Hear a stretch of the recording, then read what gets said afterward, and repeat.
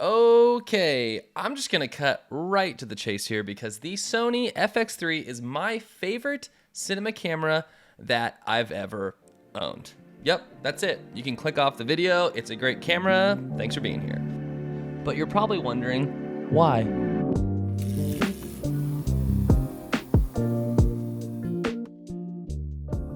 It's important to know that this camera was actually my official switch from Canon to Sony. Now, before you call me a Sony fanboy, it is important to know that this camera actually isn't perfect. Duh, no camera is. So what I'm gonna do in this video is give you my pros and cons to the Sony FX3.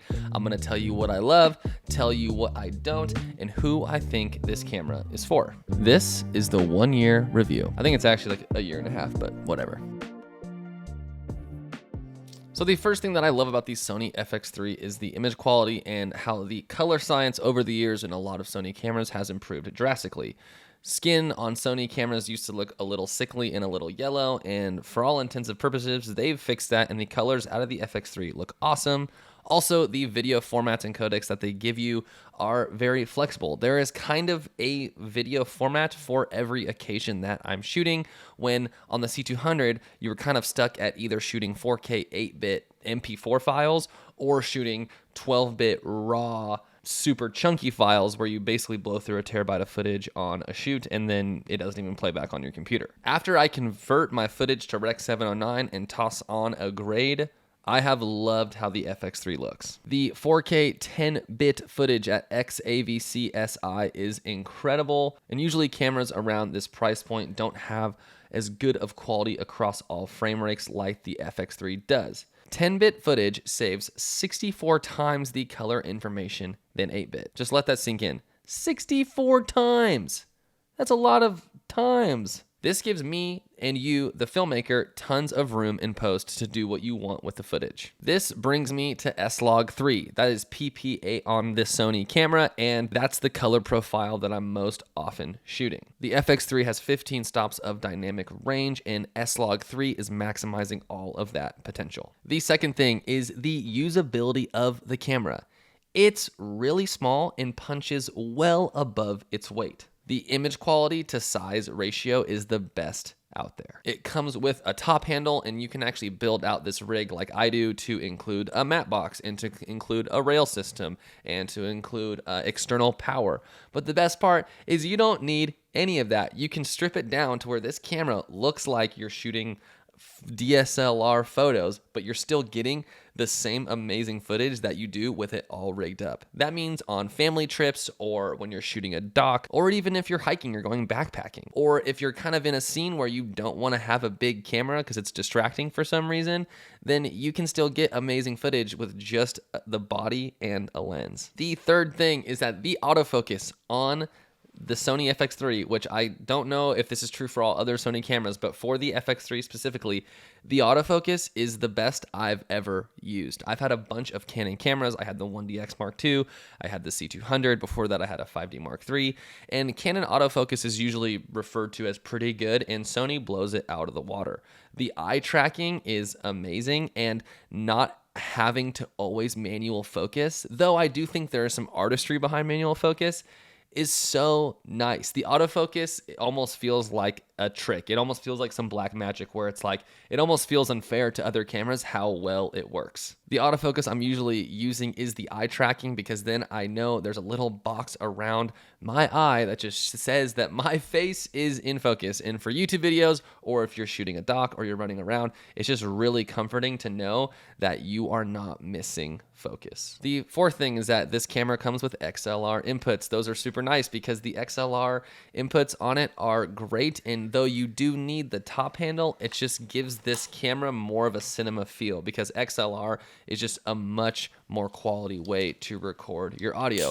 And the fact that there's two is nice because you can record like I am right now into this mic, or if you wanted to set up another mic or a lav to have backup audio, you can record both straight into camera, have two separate channels, and be good to go. Now, generally speaking, the XLR input is the only good part of the top handle, but we'll get to that here in a second. The fifth thing and final thing that I love about this camera is the stabilization. The active steady is awesome, even though it punches in a little bit on your footage, but you can always turn it off to get your actual full picture. The autofocus, I think, is just awesome. I have run around with this camera a ton, and I like the natural shake that it gives, yet still stabilized. And there's no jello, there's no weirdness happening with my footage, which is usually you do get out of in-camera stabilization. There's usually kind of something funky going on. But with the Sony FX3, it's my favorite camera's stabilization that I've used.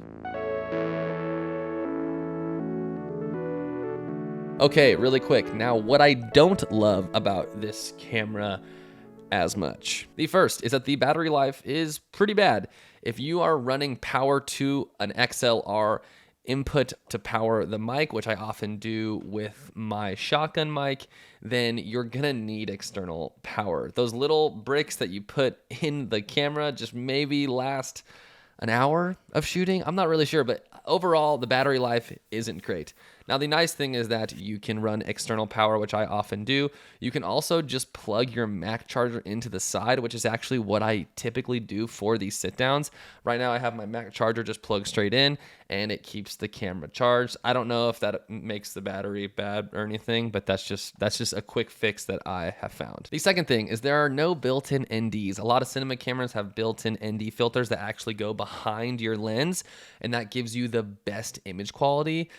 Now, having to use variable NDs again, I'm not super excited about that because typically there is some vignetting, there is some color distortion going on. I am using a matte box, and I typically use a 4-stop ND that isn't variable. It's just kind of locked at that 4-stop, which I think gives me a great image, but just not having that flexibility of built-in NDs is such a drag. I got really spoiled with that on my C200, and a lot of more higher-end cinema cameras have built-in NDs. So that's one feature that I would want. The third thing is there's no built-in shutter angle. A lot of cinema cameras, you can just set it to 180 degrees, which just guarantees that your shutter speed is going to be cinematic and the correct shutter speed to follow the 180 degree rule. Sometimes, just this is my fault, but when I switch to 60p, I won't change my shutter speed because I'm so used to that locked shutter angle that I just assume that it goes into the correct shutter speed when it doesn't, because this camera, again, doesn't have shutter angle. The fourth thing is the thing that I think, this is kind of a hot take, everyone loves S-Cinetone. I don't really like S-Cinetone. I don't really use it. I think it's kind of a gimmick. I like color grading my footage, and S-Cinetone's dynamic range is not great, and it's not really something that I would use for YouTube videos or anything.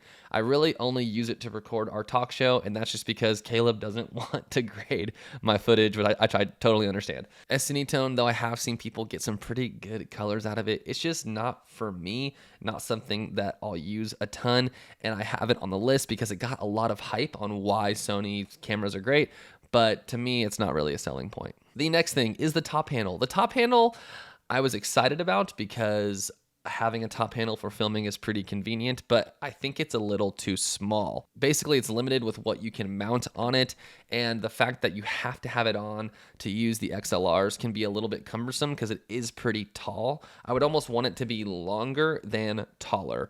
But yeah, I know Joshua, for example, can't stand this top handle. For me, I like it. I use it all the time, but there are some gripes with it. I generally think that this is a taste thing, so not really a deal breaker, but I have heard a decent amount of filmmakers complaining about the top handle. Though if you're deciding between an A7S III and the FX3, I think the XLRs do enough to justify getting the FX3.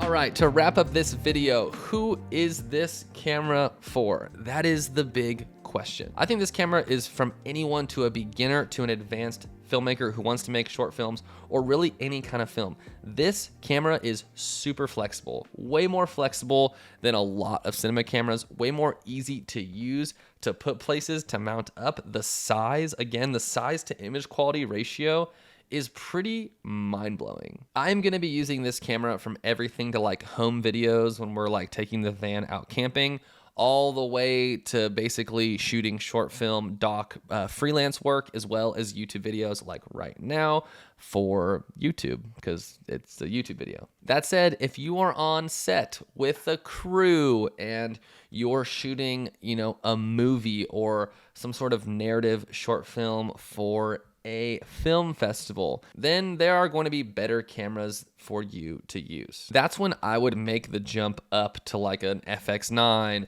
or a Sony Venice system, or if you went back to Canon C500 Mark II, if you wanted to shoot an Alexa Mini, cameras that basically have built-in NDs, built-in time code, shutter angle, and all those things that on a big set would be important. And if you are shooting those things, and most likely you have budget to rent a camera, those are not cameras that I would go buy. I might buy a Sony FX6 just because that automatic variable ND is just all too enticing. But for the most part, the Sony FX3 is gonna be enough of a camera for me for years to come. This camera is under $5,000. It can shoot 10-bit 4K up to 60 frames per second and is the size of a photo DSLR mirrorless camera. You can take the Sony FX3 everywhere, and all in all, I love this camera. Despite its quirks, it's great. So I hope you guys enjoyed this video. Thank you so much for watching. There is a link down in the description to purchase this camera if you are interested. And thank you for supporting the channel. Thanks for being here, and we'll see you guys in the next video. Appreciate it.